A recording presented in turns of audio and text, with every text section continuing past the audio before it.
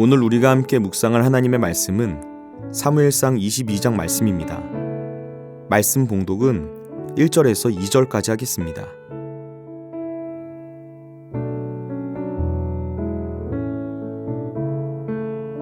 그러므로 다윗이 그곳을 떠나 아들람 굴로 도망하매 그의 형제와 아버지의 온 집이 듣고 그리로 내려가서 그에게 이르렀고 환난당한 모든 자와 빚진 모든 자와 마음이 원통한 자가 다 그에게로 모였고 그는 그들의 우두머리가 되었는데 그와 함께한 자가 400명 가량이었더라. 아멘.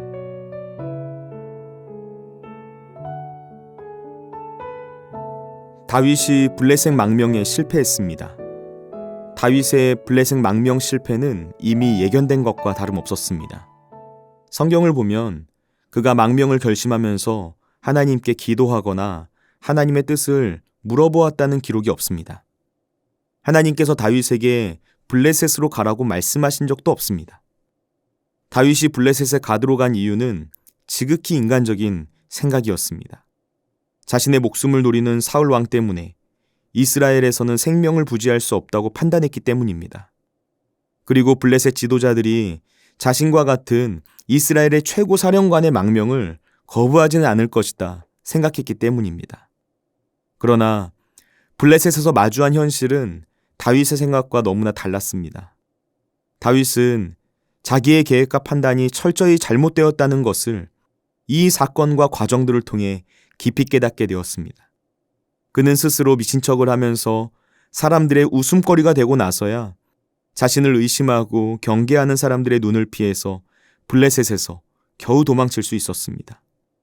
그렇게 아기스의 궁을 빠져나오게 된 다윗이 향한 곳은 고향 유다 땅이었습니다.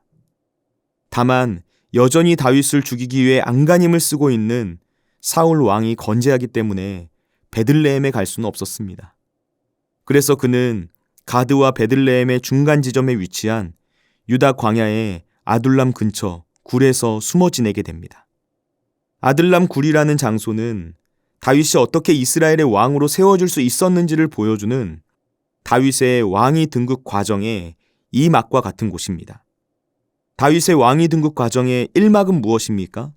다윗이 사무엘에게 기름 부음을 받은 후에 그는 군사적 지도자로서의 능력을 갖춘 인물이라는 것을 증명했습니다. 사무엘상 17장에서 다윗이 블레셋의 거인 골리앗을 쓰러뜨린 사건이 대표적입니다. 다윗은 그 전쟁에서의 승리를 계기로 사울 왕과 인연을 맺게 됩니다. 베들레헴 촌부의 아들에서 왕의 사위까지 올라가는 놀라운 변화를 경험하게 되는 것이죠. 어쩌면 당시 다윗은 이 사건을 하나의 우연이라고만 생각하지는 않았을 것 같습니다.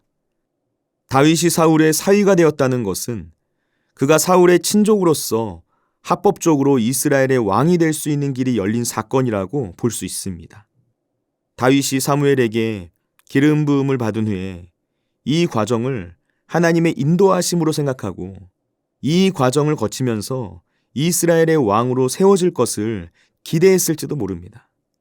그러나 다윗이 이스라엘의 왕으로 세워지기 위해 자신을 증명해야 하는 과정은 그것으로 끝나지 않았습니다.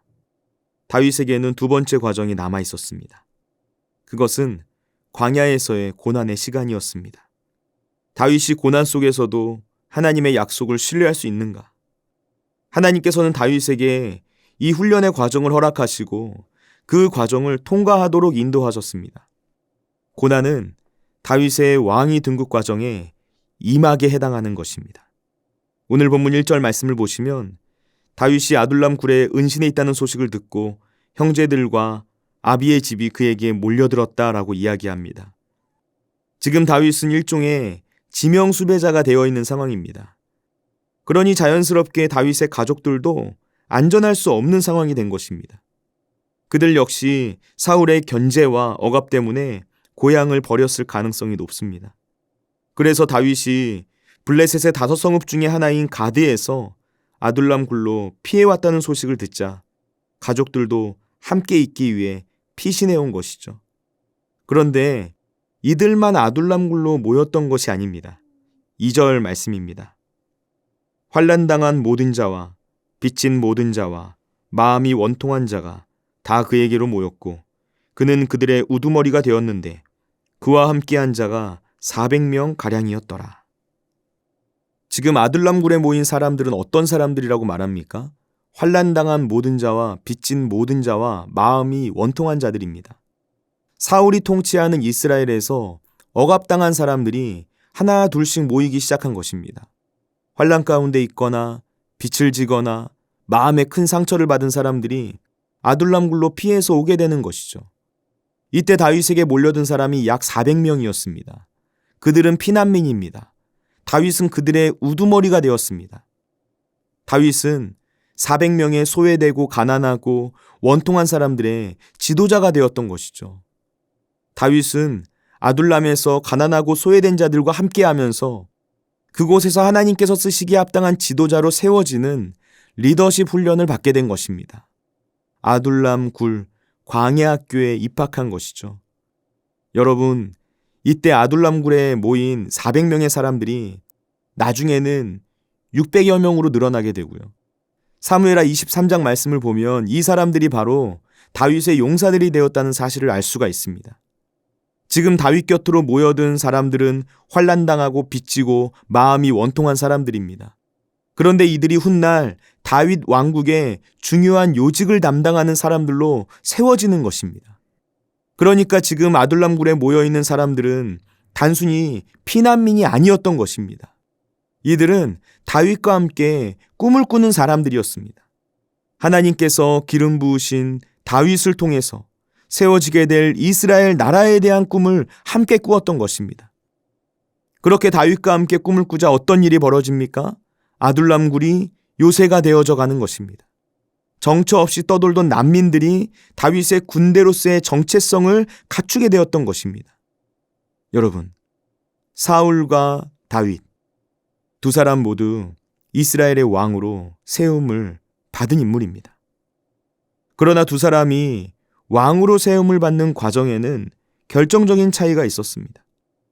그것은 고난의 유무입니다. 고난은 사울의 왕위 등극 과정에서는 찾아볼 수 없는 내용입니다. 그러나 다윗에게는 고난의 시간이 있었습니다. 고난은 우리를 성숙하게 합니다. 다윗이라는 사람의 바탕에 고난의 시간이 더해졌을 때 비로소 그는 이스라엘의 왕으로 세워질 수 있었습니다. 다윗이 하나님께 기름 부음을 받는 것만으로는 부족했다는 거예요. 다윗이 사울의 위협을 피해서 도망자로 살아야만 했었던 고난의 시간은 그에게 없어서는 안 되는 귀중한 시간이었다는 것이죠. 다윗이 아둘람굴에서 시작된 고난을 통해 무엇을 배웠을까요? 그곳에서 다윗은 목자의 마음을 가진 왕이란 무엇인지를 알게 되었을 것입니다. 소외되고 가난하고 원통한 사람들과 함께 살아가면서 그들의 마음을 헤아리고 그들을 이끌어가는 방법을 배우게 된 것이죠. 능력 있는 사람들만 눈여겨보고 그런 사람들만 불러 모았던 사울의 모습과는 너무나 대조적으로 아둘람굴에서의 시간을 통해 다윗의 시선은 더 낮은 곳을 향할 수 있게 되었던 것입니다. 약자들을 향한 긍휼한 시선, 그들을 이해하고 포용하는 리더십, 이것은 고난이라는 시간이 아니었다면 결코 얻을 수 없는 값진 보물과 같은 것이었습니다. 그러나 무엇보다 다윗이 고난을 통해서 얻게 된 가장 큰 유익은 그가 이 시간을 통해서 하나님과 아주 친밀한 교제를 나누기 시작했다는 것에 있습니다. 고난을 겪기 이전의 다윗과 고난을 겪은 이후의 다윗이 가지고 있는 가장 큰 차이가 바로 여기에 있습니다.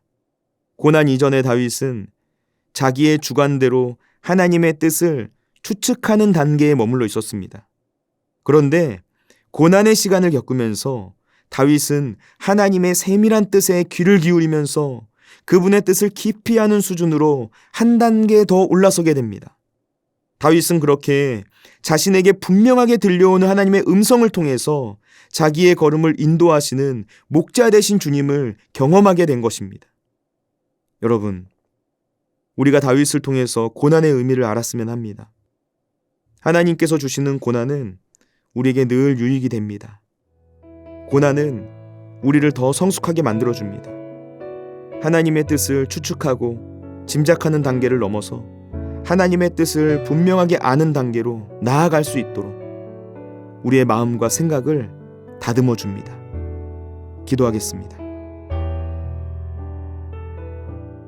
우리를 사랑하시는 하나님 아버지, 다윗에게 목자의 마음이 무엇인지 깨닫게 하신 하나님의 선하신 손길을 바라봅니다.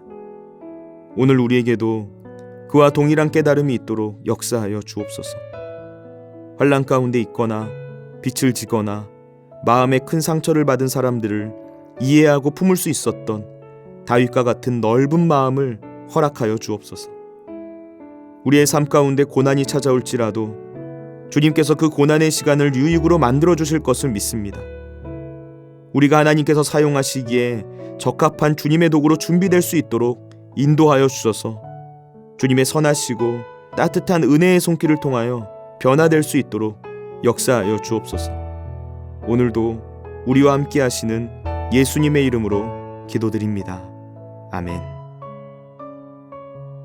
하늘에 계신 우리 아버지, 아버지의 이름을 거룩하게 하시며 아버지의 나라가 오게 하시며 아버지의 뜻이 하늘에서와 같이 땅에서도 이루어지게 하소서. 오늘 우리에게 일용할 양식을 주시고 우리가 우리에게 잘못한 사람을 용서하여 준 것 같이 우리 죄를 용서하여 주시고 우리를 시험에 빠지지 않게 하시고 악에서 구하소서. 나라와 권능과 영광이 영원히 아버지의 것입니다. 아멘.